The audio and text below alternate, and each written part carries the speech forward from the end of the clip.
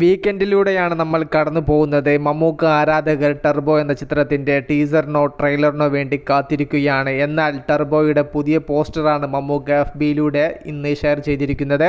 അത്യാവശ്യം ക്വാളിറ്റി നിലനിർത്തുന്ന ഒരു പോസ്റ്റർ തന്നെയായിട്ടാണ് എനിക്കിത് ഫീൽ ചെയ്തിട്ടുള്ളത്. എന്നാൽ ടർബോ എന്ന ചിത്രത്തിൻ്റെ പ്രൊമോഷൻ വർക്കുകൾ ആരംഭിച്ചിരിക്കുകയാണ്. നഗരങ്ങളിൽ ടർബോയുടെ കൂറ്റൻ കട്ടൗട്ടുകൾ വന്നു തുടങ്ങി. വീക്കെൻഡ് കഴിഞ്ഞ സ്ഥിതിക്ക് ഇനി ടർബോയുടെ ട്രെയിലർ അടുത്ത വീക്കെൻഡ് ആ ഒരു സമയത്ത് നോക്കിയാൽ മതി. 2 മിനിറ്റ് ദൈർഘ്യമുള്ള ട്രെയിലർ സെറ്റ് ചെയ്ത് വെച്ചിട്ടുണ്ട്. ഹൈപ്പുള്ള ഒരു ചിത്രത്തിന് പോസിറ്റീവ് റിപ്പോർട്ട് കിട്ടിയാൽ പിന്നെ ബോക്സ് ഓഫീസിന്റെ കാര്യമെല്ലാം തീരുമാനമാവും. അത്തരത്തിൽ ഒരു പോസിറ്റീവ് റിപ്പോർട്ട് വീണ് കഴിഞ്ഞാൽ ടർബോ തന്റെ തനി സ്വരൂപം ബോക്സ് ഓഫീസിന് അങ്ങ് കാട്ടിക്കൊടുക്കും. മെയ് മാസത്തിൽ ഇതുവരെയും ഒരു സൂപ്പർ ഹിറ്റ് മൂവി വീണിട്ടില്ല. ഗുരുവായൂർ അമ്പല നടയിൽ ടർബോ, മന്ദാകിനി എന്നീ സിനിമകൾ ഇനിയും റിലീസ് ചെയ്യാനുണ്ട്.